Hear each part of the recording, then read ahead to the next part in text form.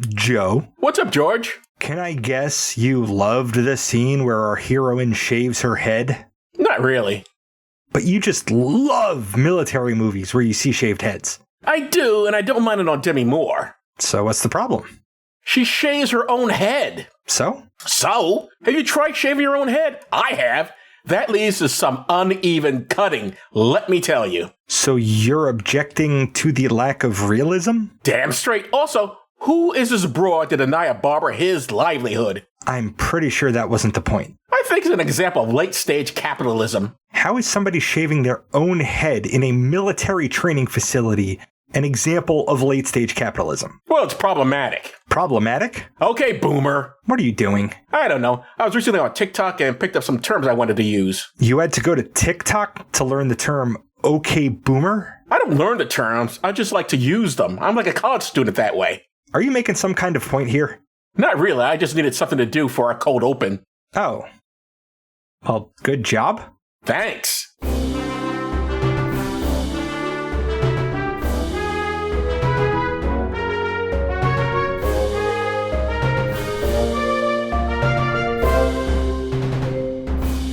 Welcome to Does This Still Work? The podcast looks at old movies and asks, does this still work? I'm Joe Dixon. And I'm George Romaka. And today we're discussing G.I. Jane from 1997 and some historical context. First, podcasty stuff. You can reach us at dtswpod@gmail.com, on Facebook, Letterboxd, and on our YouTube channel. Joe is on Blue Sky at joedixon.bsky.social. Please tell your friends about us, even the ones who can't stand the sweet stench of cigars, and leave 5-star ratings everywhere. You can pick what we watch and get extra per episode content by funding us on Patreon for as little as $1 a month at patreon.com/dtswpod. Now, Joe, take us back to 1997. And this is the way it was. We're recording this in 2024, and there are no female Navy SEALs. So, from the time this picture came out in 1997 to the present day, we've never had a woman join the SEALs. From what I read, a woman has passed the training, but she never became a SEAL for some reason. So with that in mind, all my stories involving SEALs from 1987 are strictly G.I. Joe editions. Gotcha. I do apologize. And let's start here. Stolen valor is an American term used to describe someone who falsely claims to be a veteran or active duty member of the armed services. There are men and women out there who like to root out folks who pull that stunt. George, read this headline for the San Diego Reader. Daryl Young roots out SEAL imposters. The ethics of outing fake military heroes. So the piece opens up with this guy, Daryl Young, outing a man named Daniel Meyer, president of a Vietnam Veterans of America chapter in Missouri, for being a fake Navy SEAL during the Vietnam War. I will quote from the article. Young went to check Meyer on his BUDS, Basic Underwater Demolitions/SEAL, database. I'm one of 5 people in America who have a BUDS database of everybody that ever graduated from training class 1 to present day, which is class 2013. Every time a training class graduates, I get a complete update of the names, service numbers, hometowns, where these boys are from that graduated. It only took about a minute. Young found out there was no Dan Meyer in class 68. That's a class he was supposed to have gone to. End quote. Young confronts Meyer, and the result is Meyer having to step down from his position at VVA. To be clear, Meyer was really a Vietnam vet. He served aboard the USS Ticonderoga, he just wasn't a SEAL. When Daryl Young is asked why he felt the need to expose Meyer, he is quoted as saying, Navy SEALs were the most highly decorated unit to serve Vietnam. We've got 3 Medal of Honor winners, 3 Navy Crosses, 50 Silver Stars, 400 Bronze Stars. It just happened that way. It started with 78 people in my training class. Only 15 graduate. 5 of us went to SEAL team. The other 10 went to UDT, Underwater Demolition Teams. That's how serious this is. After you make it through the training, you create a bond, a camaraderie. I'm worried about my 46 fellow SEALs who died in combat in Vietnam. We'll never see them again. Their families suffer today because of the loss of their loved one back then. Their wives, their kids. And it's just not right for a man to run around claiming he was a Navy SEAL when in fact he wasn't. George, as a man who fought for this nation, are you troubled by people who engage in stolen valor? I'm not a fan of anybody misrepresenting who they are, just as a general rule. So yeah, assholes who, I don't I don't feel like personally slighted that they're pretending to be military, because I don't put much stock in it myself that I did that. But no, you shouldn't do that anyway. You shouldn't lie about who the hell you are or what you've done, just in general. That makes sense. And what's weird about this guy is that he did serve. Why not just talk about your service? There's no need to say you were a SEAL. There's no shame in it. Apparently, this guy was a pipe fitter, which, that's a legitimate thing to do in the military, I guess. I don't know what a pipe fitter is, but I guess you assume you fit pipes, right? Is that the general idea? Mechanic of sorts. Yeah. So what's wrong with that? Okay, let's move on. Our next story is from the Virginia Pilot. It's pretty much told in the headline. Go ahead, George. Pressure sucked Navy SEAL out of a plane. Report concludes Chief Petty Officer Theodore Moreland died after falling onto the tarmac. The aircraft commander opened the forward cargo door prematurely. The pressure against the door when it opened was roughly 3,000 pounds. You're supposed to depressure the plane before opening the door, but the captain in charge failed to do so. This resulted in Moreland, a 33-year-old father and husband, to be pushed out onto the tarmac, where he suffered massive head injuries and died the following day. He was attached to SEAL Team 2 at Little Creek Naval Amphibious Base. At the time of the accident, Moreland was serving as a jump master. A jump master is a paratrooper in an airborne unit who teaches military techniques for jumping from airplanes. The article mentions that the captain who messed up, Michael W. Brown, might face some sanction for this, but I couldn't find out if he did or not. Now, in this movie, the way training is presented, especially during that POW war game, somebody would get killed for sure. George, off the top of your head, do you know what happens in the military when you accidentally kill another person? I assume you don't get whipped like in Starship Troopers. Well, Joe, to answer your question, we can go directly to the Uniform Code of Military Justice. Okay. Because Article 119 of the UCMJ is manslaughter. And under Clause B, it's defined as any person subject to this chapter who, without an intent to kill or inflict great bodily harm, unlawfully kills a human being by culpable negligence or while perpetrating or attempting to perpetrate an offense other than those named in Clause 4, Section 918 of this article, Section 118, directly affecting the person, is guilty of involuntary manslaughter and shall be punished as a court-martial may direct. So, you'd go to court-martial. If they decided to press charges. Yeah. And that could result in prison time, or if you're in a wartime, it could result in death. Did any accidents result in anyone during your time serving? Nope. Everybody who died on my ship killed themselves. Oh, that's right. You told me this. Except that the one guy, well, he was on your ship. I guess the one guy was like visiting his girlfriend. You said he was driving. Oh, that was when I was in power school. Yeah, he died because of black ice on the road. But no instructor accidentally killed anybody or captain. Nope. Well, that's good. Okay, George, tell us about GI. Oh, wait. Did anyone simulate trying to rape one of their recruits? No, that didn't. Well, I mean, there was the time where somebody put a rose in Mikey's butt crack, but we're not going to talk about that. That wasn't sexual assault. That was just a little gift. That's what you can call it, sure. A little fraternization fun among the boys. Okay, George, tell us about G.I. Jane. Okay. This was directed by Ridley Scott. For the show, we've seen his work in Thelma and Louise, Blade Runner, American Gangster, and Alien. And I've seen his work in The Martian, The Last Duel, and All the Money in the World. This was written by Danielle Alexandra and David Twohy. Whose work we saw for the show in The Fugitive, and I've seen in Waterworld and The Chronicles of Riddick. Blurbs. IMDb says, Lieutenant Jordan, a U.S. Navy topographic analyst, joins the U.S. Navy Special Warfare Group and struggles to prove her worth in a unit dominated by men. But a cynical woman Texas senator has sold her out. Thanks for giving that away. Yeah. Spoiler. Amazon says Jordan O'Neill is the first woman ever given the opportunity to earn a place in the elite Navy SEALs, but the already brutal rigors of training camp turn into an unimaginable test of determination once it becomes clear that no one wants her to succeed. I mean, waxing poetic on it, but sure. Yeah, I think that works better than the IMDb one. So, we get opening credits and a flyover of Washington, D.C. set to some properly militaristic action-y music with title cards and some kind of console-like serif typeface for some fucking reason. Then we go to the Senate confirmation hearing for aspiring Secretary of the Navy Theodore Hayes. He reads his prepared statements focusing on gender equality. Senator Lillian DeHaven takes this with a grain of salt until she decides she can't take it anymore. The last few years have brought real progress in the interests of women in all aspects of naval service. What's more, the Navy has instituted special sensitivity courses for all its male recruits, demonstrating even more progress in the areas. Whoa, Mr. Hayes. If a cannibal used a knife and fork, would you call that progress too? Yeah, ha ha ha ha ha ha ha. Why is that funny? Good question, Joe.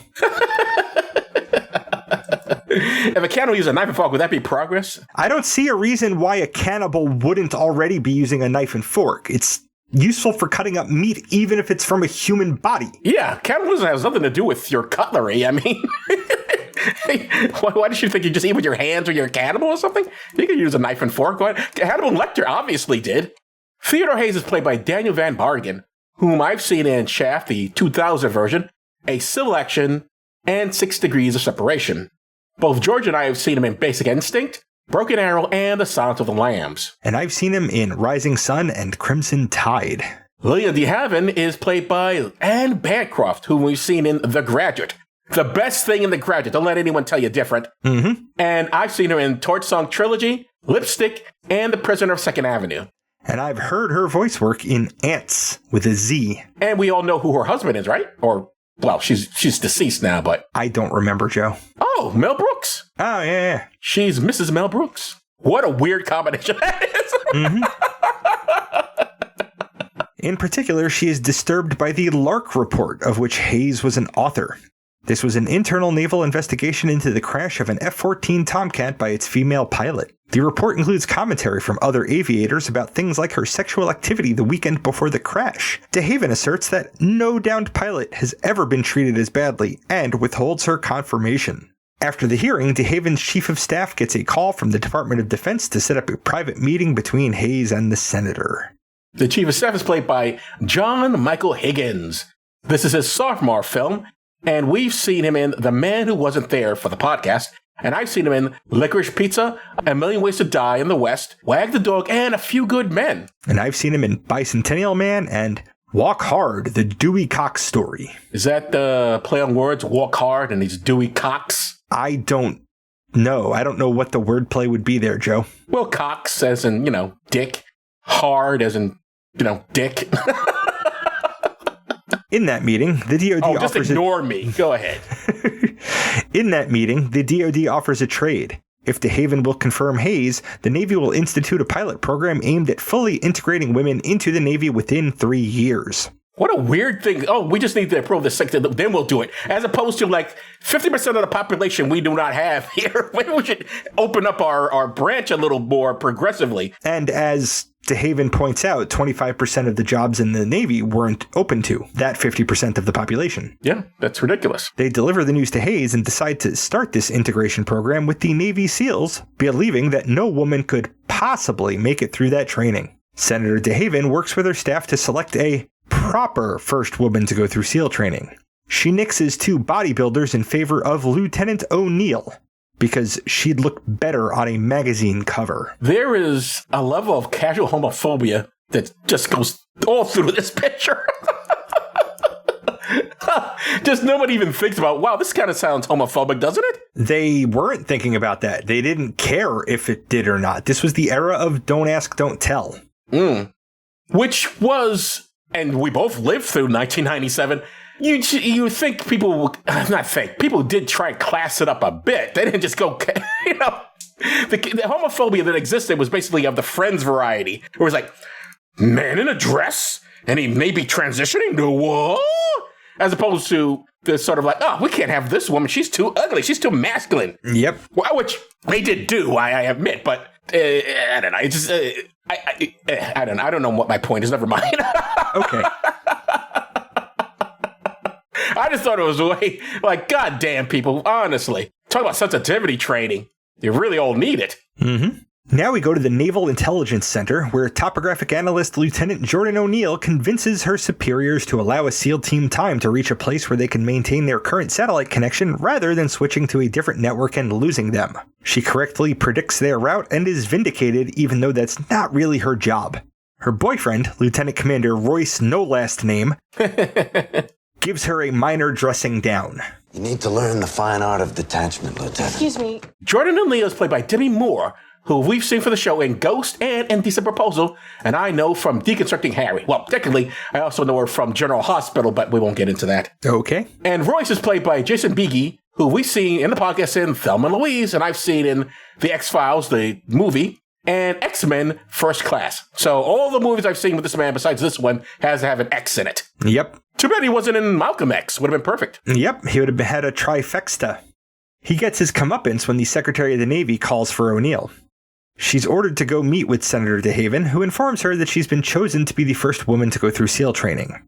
O'Neill has doubts, and they talk about O'Neill being turned down for submarine service in the Gulf War because no bathrooms for women existed on board. Did that piss you off? Yes, ma'am, it did. Good. I like pissed off. That'll come back to bite her in the ass. And they're right about that. Because you told me there were no... What year was it finally when they finally... 2010. 2010, before women got to use bathrooms on submarines. Like, what the fuck? Yep. At home, we join her and her boyfriend in a bathtub, in media res, talking about her new assignment. I'd love to know how that happened. What do you mean? How they got home and into the bathtub before starting this conversation.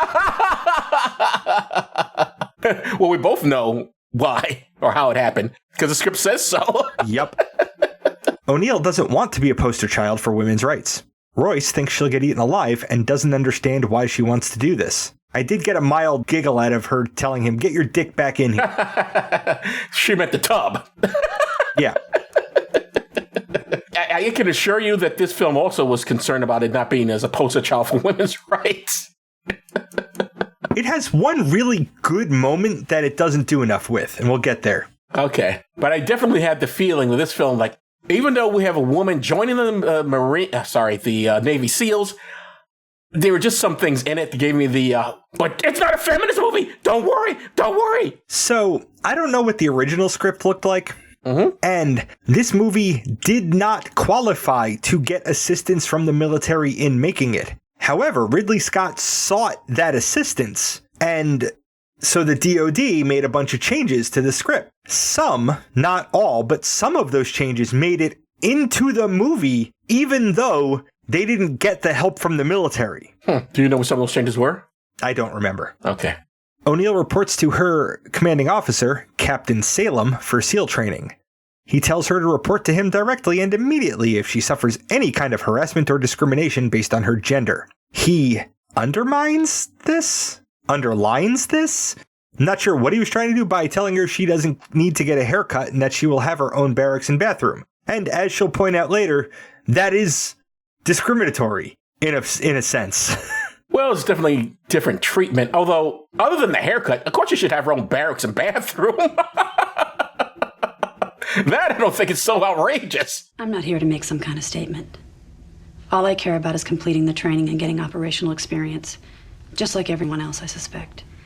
If you were like everyone else, Lieutenant, I suspect we wouldn't be making statements about not making statements. Would we?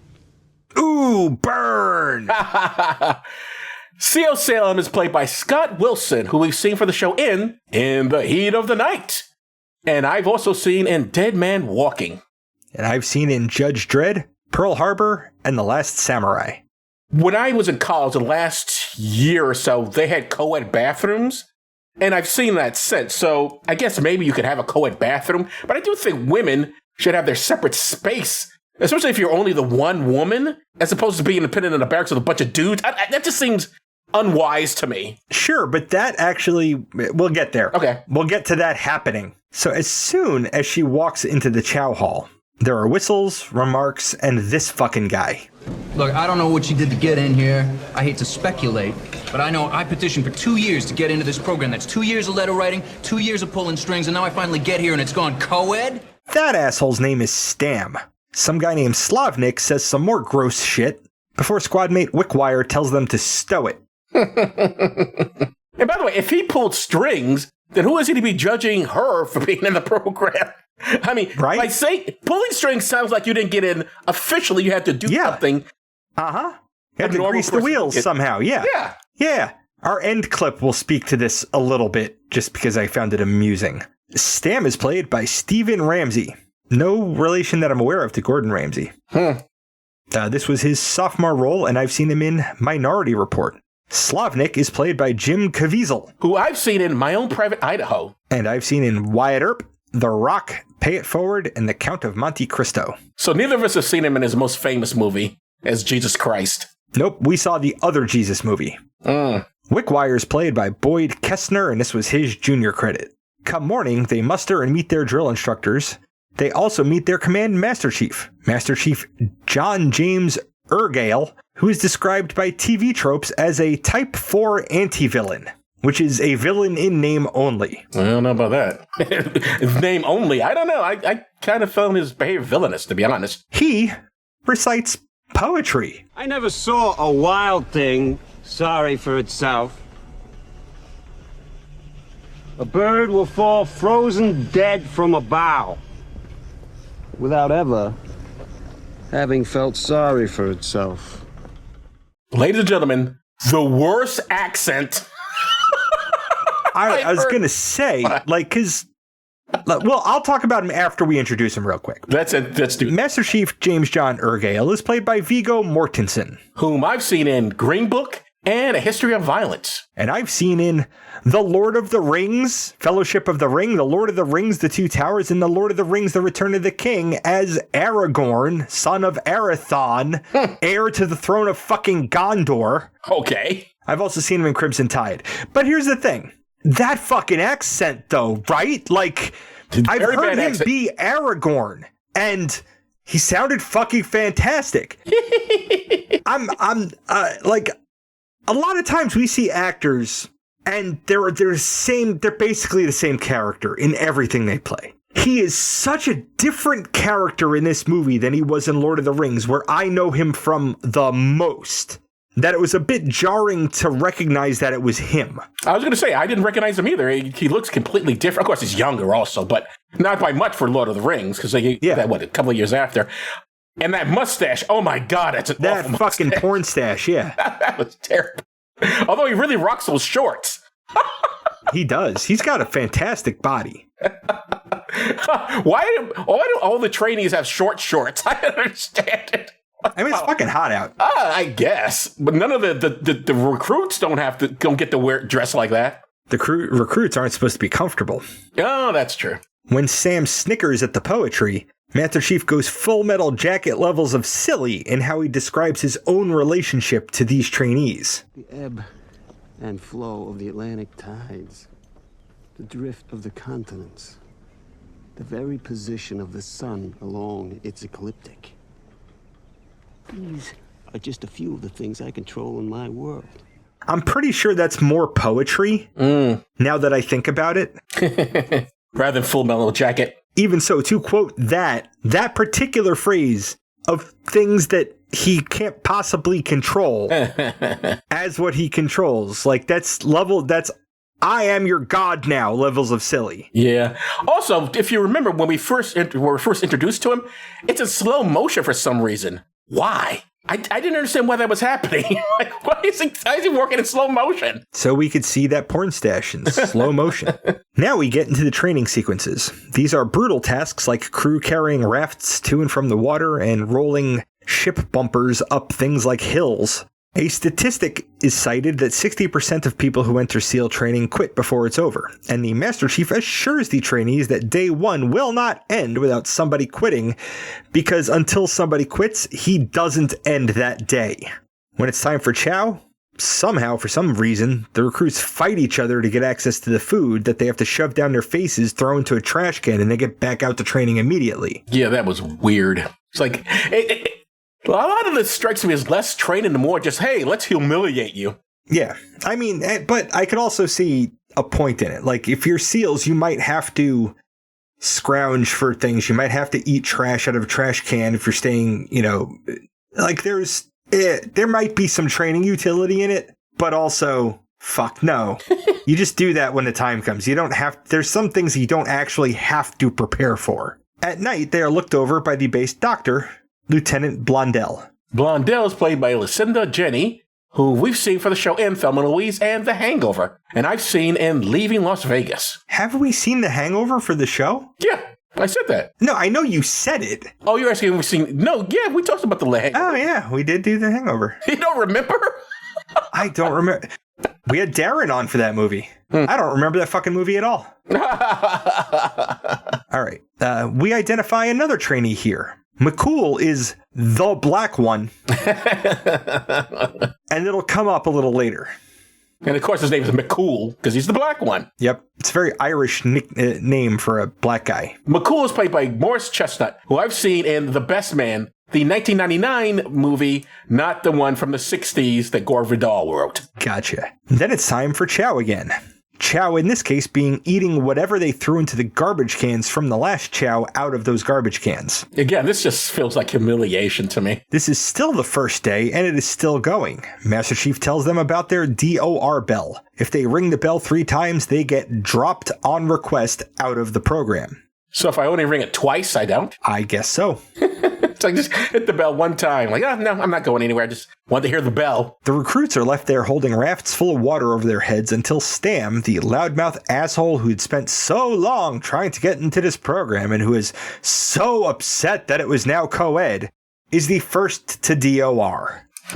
Exhausted, they are left in a room with the heat turned up and an aria playing on a stormy night to write 500 words on why they love the U.S. Navy, while the Master Chief gets a haircut. Now, what was the point of that? Torture. You never considered becoming a SEAL, right? No. I was already a nuke. I was already the best. That's what they told us. They told us we were the top 3% of the Navy. I don't know what the measure there was, but we were the top 3% of something. Because you had dealt with nuclear stuff? Yep. Then they have to crawl through mud under barbed wire while there's gunfire and explosions all around them as part of a war zone obstacle course. O'Neill objects to having a female-only step stool to help climb a wall, but is told to stuff it. When she gets there, she lets her team use her as a step stool, only to be denied a hand up by squad mate Sergeant Cortez. Cortez is played by David Vadim, who I've seen in Air Force One. O'Neill ends up setting off a tripwire and is the last to finish the course. In the morning, only the most failing scores are announced, and those who got them are made to run the course again. Cortez is sent to do that too because Master Chief saw his betrayal of O'Neill and says he needs to learn teamwork. A bunch of people DOR here. O'Neill questions why she wasn't in the failing group and is told that she gets an automatic gender norming minus 30 seconds to her time. And she hates that. I don't even know what that even means. What's gender norming? It's trying to account for gender. It's saying because she's a woman, she gets 30 seconds taken off of her time because she's a woman and shouldn't be expected to run it as fast as men. But if it's gender norming, what are they doing to adjust for the guys? They're not. It's female norming. They're not. Exactly, Joe, because men are the default.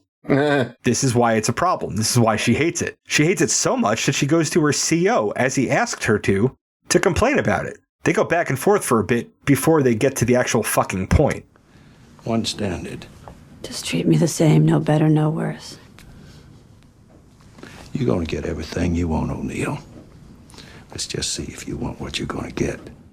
That conversation, first, I don't know why he's being such a dick. He said, hey, come here if there's a problem. She comes to him with a problem, and he goes like, hey, how dare you come to me with a problem? Well, fine, I'll get rid of any of that gender stuff, and let's see how you make it just with these men. And then he puts her in the, well, we're going to get to that, but he puts her in the barracks, I think it's ridiculous. But that's what she wants. He's literally asking for that. I don't care what she's asking for. There's no way I'm putting one female recruit in a bunk with a bunch of men. Not even remotely. Not a chance. She doesn't like it. She can go complain to the senator. I'm not taking that chance. I know men. Mm-hmm. She goes from there to the base barber shop, and there's nobody there, so she just grabs some clippers and shaves her own fucking head, much to Joe's dismay. I am dismayed. Then she reports to the same barracks all the guys are in and lays in an open rack. Before her eyes could even close, the drill instructors come in and drop a couple of flashbang grenades and start firing blanks, screaming at everybody to get up and get dressed. Slavnik starts making a huge deal about the fact that there are tampons in their barracks at all. See, they're concerned for very different reasons than you, Joe. What's the point of my, like, maybe there isn't anything wrong with having a separate bathroom? Although, I guess you could just have Tampax in the men's, or the gender neutral thing, which they do at the gender neutral bathrooms I've used. Mm-hmm. But, you have to make some adjustments for the women because women biologically are different. Well, Master Chief comes in, tells their squad leader Wickwire to make out a schedule that rotates head and shower use because of what you just talked about. Mm-hmm. Although they could have all showered together like in Starship Troopers. Which again, I would suggest no. Mm-hmm. They get out and start their training again while a photographer with a telephoto lens takes pictures. At a hobnobbing party back in DC, the Secretary of the Navy gets made aware of these photos as they are being printed in newspapers. Royce is there and somehow gets his ass tasked with providing weekly reports to the Secretary of the Navy on the progress of his girlfriend's training. And he never mentions to them, I have a personal relationship with this woman. He's like, oh, sure, I'll follow along. That is a slight conflict of interest, yes. The next day, Senator DeHaven calls Captain Salem to ream him out about the photos. He can't really stop them without trampling on the photographer's civil liberties, which he's got a point. And also, it's her fucking photographer, so spoiler alert. Yeah, they make, well, I will guess we'll get into it. For some reason, they make her out to be some sort of villain, which doesn't really make any sense, because initially it seems like the Secretary of the Army or Navy or whatever the secretary she needed to confirm it was, I guess Navy, he seemed like he was going to be the villain, but he sort of disappears into the background. She's a politician and gets played as a politician. I guess. I just think it would work better. Either she's not there or she's not the bad guy. It just didn't make any sense to me. Mm-hmm. Back in training, O'Neill is being waterboarded, as they all will be, to teach them what it's like to drown so they can improve their odds of resisting torture. This is followed by a proper training montage, with music and everything. I remember during the Iraq War, maybe even during the Gulf War, there was a big thing about waterboarding. Mm-hmm. People really This was the War on Terror, because we were doing that to Guantanamo detainees. You're right. It was the War on Terror. You're absolutely right. In any case, and I know soldiers, and sometimes they even did a report to see what it was like, waterboarding, but when I looked up Navy SEAL training, I didn't see any waterboarding. And the thing I find curious about this, everything from the garbage eating to the abuse to the waterboarding is like, okay, you're supposed to be training these guys' body and their minds, where the bodies may be developed, but the minds would seem like, this is how, if someone's pouring water down my nose, whether it's my friend or it's, a terrorist, physically, it's still going to affect me the same, and emotionally, it makes it the same. I should at least have someone to talk to about this. No psychiatry whatsoever involved in any of this. Nope. At a medical checkup, Lieutenant Blundell asks O'Neill why she's doing this. O'Neill fires back and asks, "Do you ask the guys that question too?"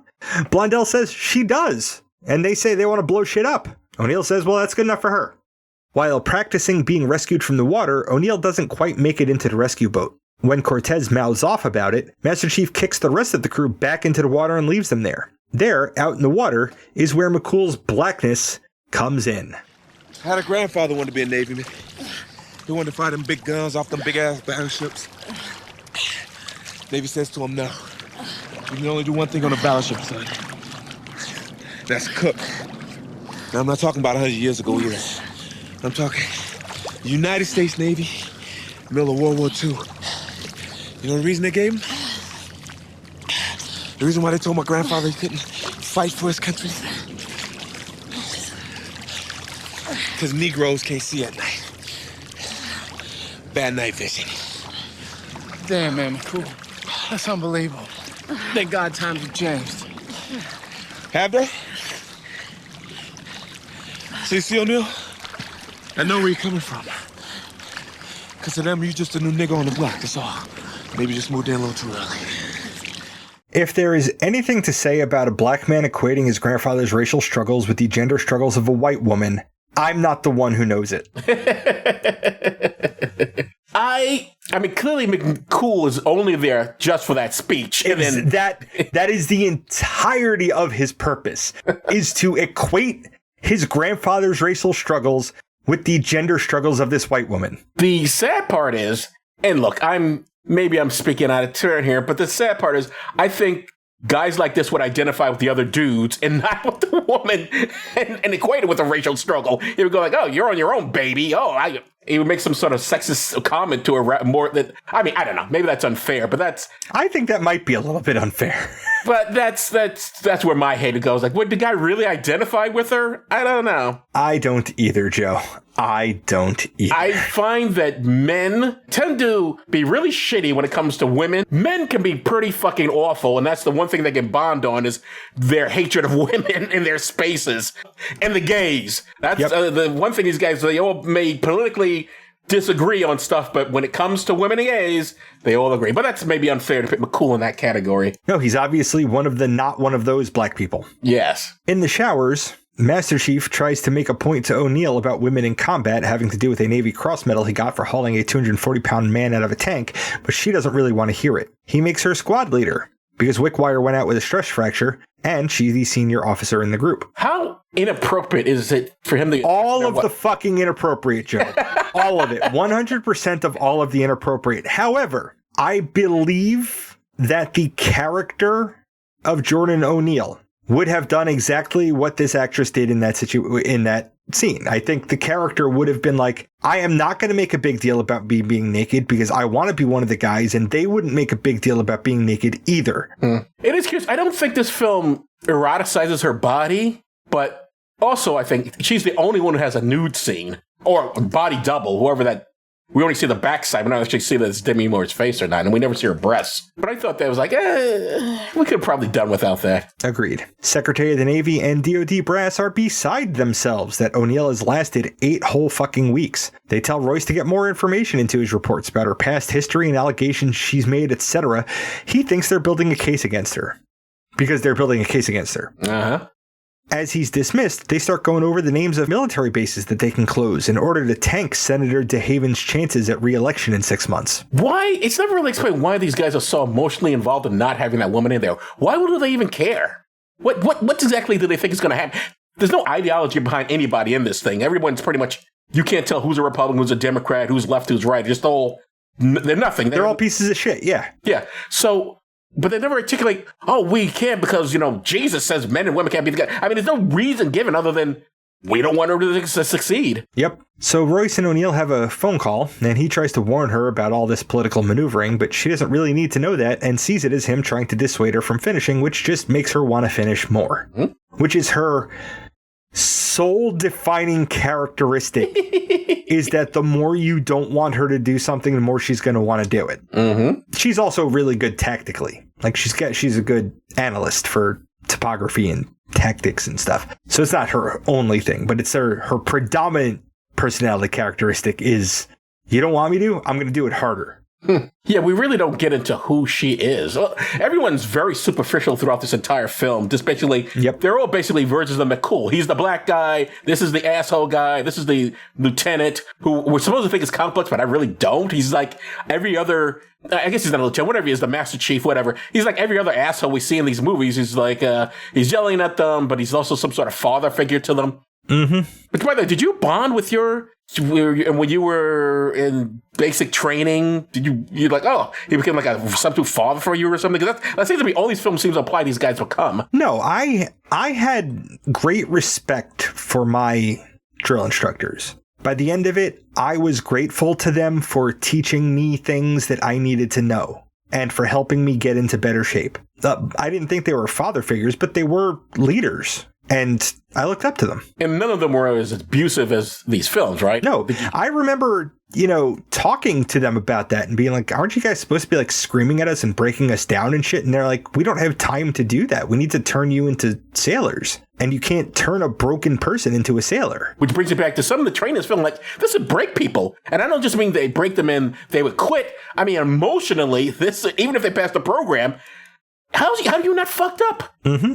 Now it is time for their SERE, or Survival, Evasion, Resistance, and Escape training. They drop from a helicopter someplace they haven't been before. They have a time frame and 5 square miles to search for a facility that they are to gather intelligence about before withdrawing for extraction. They will be penalized for early extraction, but penalized more if they are captured. penalized taking on a slightly different meeting at some point. O'Neill is doing a good job as squad leader, and they find the facility.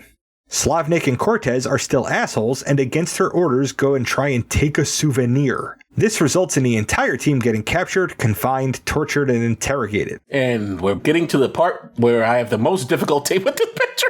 Yep. Master Chief is doing some of this himself, and beats up a shackled O'Neill the same way he would beat up the guys, purportedly, except for when he makes like he's about to rape her. Yeah, not good. And also, are you allowed to beat up people? Just because there's a training exercise, for Christ's sake. And he's legit. In the world of this movie, yes, you are. She headbutts him in the face, breaking his nose, and kicks his ass while still shackled before he finally knocks her out. During the fight, her team is about to crack and give up whatever information they have, but she tells them to stop. Master Chief tells her team that he's trying to save her life and theirs by getting her to quit because having a woman on the team makes them vulnerable. Suck my dick! That galvanizes the team. Why? Good question, Joe. Why does it say suck my dick? I mean, I get her like, hey, I'm not broken here. I'm still fighting. I get that. But why did it have to be suck my dick? I mean, it made me smile. I was amused by it because she's a girl. She doesn't have a dick. How can he suck her dick? That's hilarious. Also, I really generally hope that if you simulate or even imply you're going to rape somebody, that gets you court-martialed. Because that does not seem like training me. Oh, well, this could really happen. And it could happen to the guys, too. Men get raped. Yeah. He's not simulating it with the dudes. Well, one of the drill instructors agrees with you on that. And for a moment, this film gets bizarrely correct. Not politic, just correct. There's out of line in there. It ain't gonna happen again.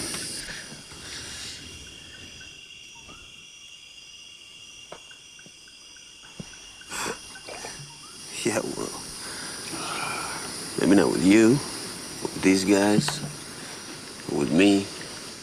She's not the problem. We are.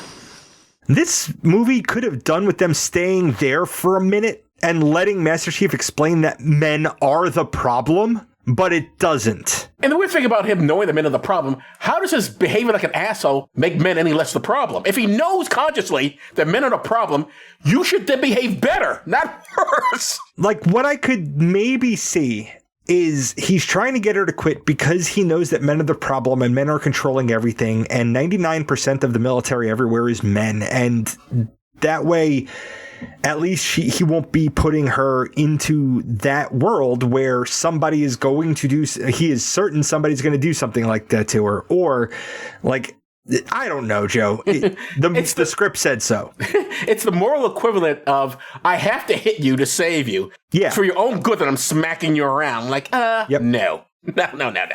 With O'Neill making it through her SCRE training and Department of Defense threatening to close bases, DeHaven tells her chief of staff to set up a meeting. At the commissary, Blundell invites O'Neill out to a beach barbecue with some of the other ladies from the base. Then at a bar, she and her team have drinks and celebrate, and even Slavnik and Cortez are now, all good.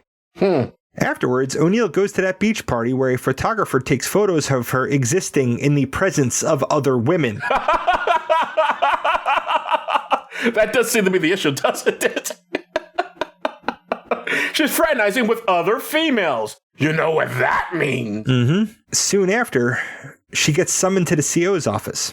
And this was during the Don't Ask, Don't Tell era, and the implication here is that she's a lesbian because of those pictures. She is so upset by this and the Navy not having her back that she DORs. Mm-hmm. Now, if it's implied to be gay if you're hanging out with a bunch of women and you're a woman, how come it's not implied that you're gay if you're hanging out with a bunch of dudes and you're a dude? Good fucking question, Joe.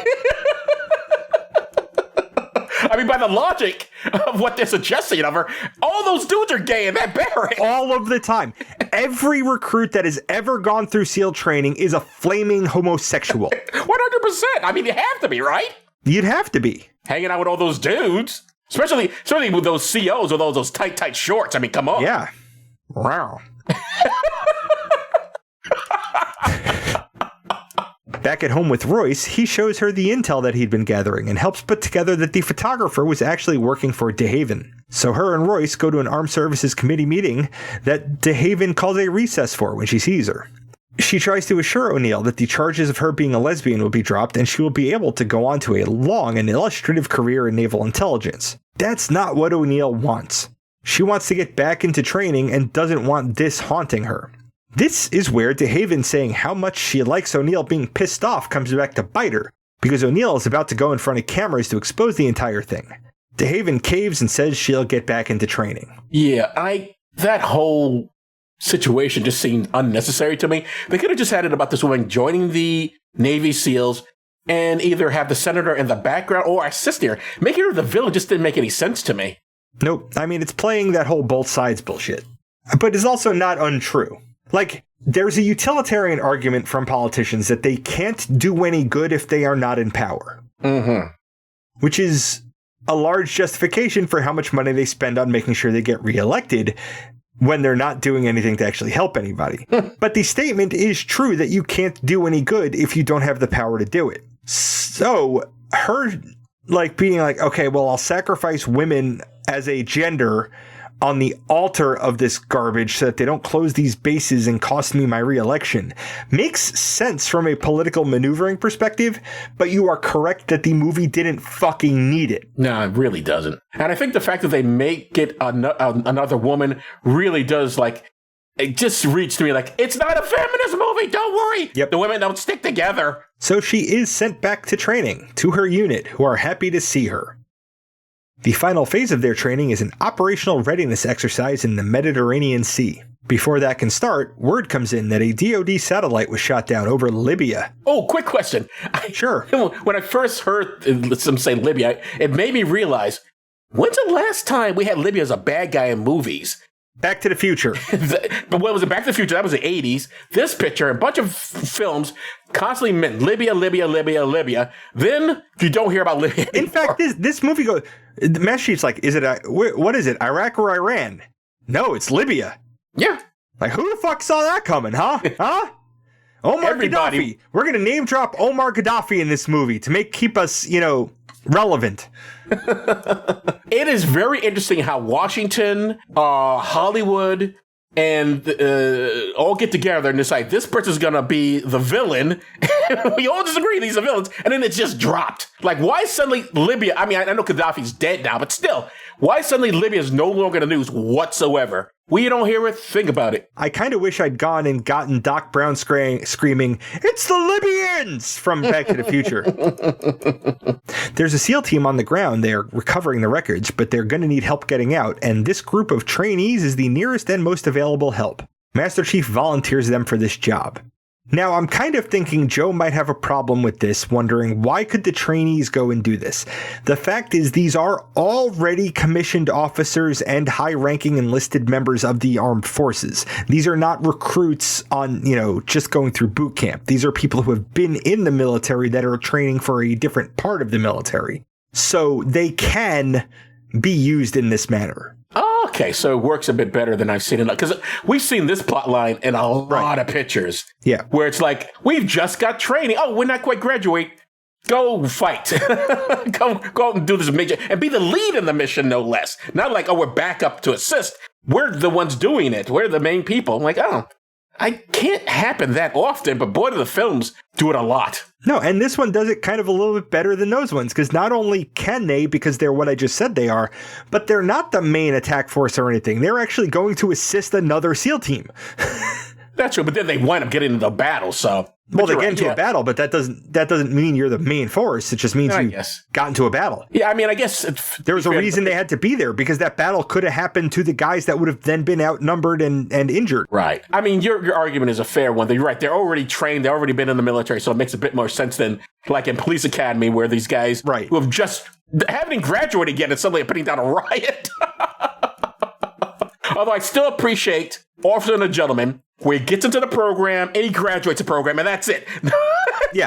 He doesn't immediately go into action. He's, I just have to go to another school now, and my training continues. They land on the Libyan coast and work their way in. Master Chief and O'Neill scout ahead, only to find that there's a Libyan Army border patrol blocking the extraction route for the original SEAL team. They end up in a firefight. Master Chief sends O'Neill back to the beach to warn the others and draws fire. The team has time to set up some explosive traps before Master Chief comes back, but he gets shot in the leg right in the blast zone. Right in his blast zone. The team lays down cover fire, and O'Neill goes to rescue Master Chief. She has trouble lifting him alone, so McCool goes to help her. Once clear, they blow their traps, and most of the Libyan force is wiped out. The rest are taken down by their rescue helicopter's attack helicopter escort, and all the SEALs make it to safety. Back at home, the trainees are fully recognized as SEALs. Master Chief leaves his poetry book in O'Neill's locker with his Navy Cross medal as a bookmark to that poem that he read at the beginning. The end. What did that mean? What did that mean? He's like, he gives her the poetry book with the cross in it, and he circles that poetry that he does. The poem was about how wild animals don't feel pity for themselves. Mm-hmm. And he's telling O'Neill that she earned everything she got. She has no reason to ever feel pity for herself because she's stronger than any pity needs to be. But she knew that already. She didn't need his goddamn... Yeah, but it's always nice at no point did she feel sorry for herself. At no point in this film. But I'll give it this much. Even when you already know a thing about yourself that you're proud of, having somebody else recognize that thing means something. Especially somebody that, pretended to try to rape you and you broke their nose. That's so you're looking thing. up to them. I still haven't forgotten that he does that whole weird almost rape thing, like I did not care for and would not forgive if I were her. Like, fuck you. I'm glad you got shot. I would have gone back and got you, to be honest. Anyway, George, does it still work? Give me a second to think about it. You answer first. I do not. I think it's dated. I think it's a 1997 movie that belongs in 1997. It would be nice to see a G.I. Jane movie actually based on a woman trying to get into the Navy SEALs, or why we have no female Navy SEALs. What the hell is the problem here? Is it just sexism? Is it something about the way the program is designed? Because all these so-called neutral things, like, it's like we treat the men just like the women. Well, that's bullshit. A lot of things are designed for a specific group, culturally, intellectually, and all this other stuff that's clearly, there's usually a bias in these things. And it would be hard for me to believe there is not some sort of gender bias in the fact that we have only men and no woman's made it to the program. Something's going on there, and it's not just men are stronger and women can't. That's bullshit. Something else is there, I think. Anyway, but in terms of this picture, I don't find, and Demi Moore, I think, for some reason, she got a Razzie for her performance in this, which is ridiculous. I think her performance is fine. I think Viggo Mortensen's performance is actually the biggest caricature with that voice and that mustache. It's like, something about him. It seemed like a cliche that I'd seen in a million different movies already, but she's fine, but there's no depth to anybody in this thing. And apparently it was a box office flop, which surprised me because I thought it was a hit. But apparently most people did not go see it. It was like number one for 2 weeks and then for some reason crashed. Or maybe word of mouth, people didn't care for it. I don't know. I don't think it's a terrible movie. I just think it's a cliche. I've seen it all before movie, but instead of a dude, it's a woman who's leading. I don't know. It didn't bring me in. So what about you? So for me, it didn't work. All right. I'm going to sign on to everything that you just said, but I'm going to say it doesn't work for a completely different reason. Okay. It doesn't work because to date, there are no women in the Navy SEALs. This was 1997. If this was going to work, it should have prompted the kind of cultural and social changes that would have led to there being women in the Navy SEALs in 2024. It didn't do that. So now it's almost 30 years old and didn't do that. So now we could just look at it like an old failure. Also, I didn't care for the casual homophobia. Very reminiscent of many of the films we've seen, which is... No, the casual homophobia was actually the most believable part of the movie. I believe that people acted that way in 1997. Well, that's my point. And there were no consequences for any of it. No, none whatsoever, which is why I want to keep it in 1997. Okay, so we both agree it doesn't work for slightly different reasons, but we pretty much agree. Yep. All right, so this was a Patron's Choice episode, and the poll for next month's film is already up on Patreon. The choices are High Tide from 1987, The Prince of Tides from 1991, and Crimson Tide from 1995. So we get done doing a Navy movie, and you have 3 movies in the queue about tides. I would say you did that on purpose, except I know you put this poll together like 6 months ago before the patrons voted on this. Yes, I did. I didn't even remember I did this, to be honest with you. Like, High Tide, Parental Tide? Crimson Tide? When did I do that? For a minute, I was going to ask you, did you put this in here? Nope. I have no memory of writing this whatsoever. Anyway, if you want to vote but are not a patron, you can fix that by becoming one at patreon.com/DTSWpod. Now, George, what's up next? Next week, Joe was on vacation. Huh? Was? It's a scheduling thing. Anyway, my lovely wife Kit will be sitting in for me, and I will be sitting in for Joe, and we will be talking about Death Race 2000 from 1975. Does it feel weird to not get referred to her as your wife now? No, I mean, I had a wife. It's not weird. I enjoy it. I shouldn't say weird. I'm just like, does it? Because I know sometimes when people first get married, they still refer to their boyfriend or girlfriend as their boyfriend and girlfriend. They're like, "Wait till we're married now." Like, oh, that's right. Do you have that? Is it like, oh, I can finally just call you wife? I don't know. I've never been married. I'm just curious. What I have fun doing is talking about my wife's boyfriend. Okay. Because that throws people. That is something I would not enjoy. That's make you and I different. Anyway, let's end this here. So I guess that's it for this episode. I'm Joe Dixon. Thanks for listening. And I'm George Romaka. Thanks for listening. Indeed, because if a podcast drops and there's no one around to hear it, it's just another collection of ones and zeros that doesn't matter. Honey, this is just a career opportunity. You don't want me sleeping my way to the top, do you? You've been listening to Does This Still Work? Produced by Joe Dixon and George Romaka. The hosts can be reached via social media, email, or the contact page at dtswpod.com. Be good to yourself and others, because that still works.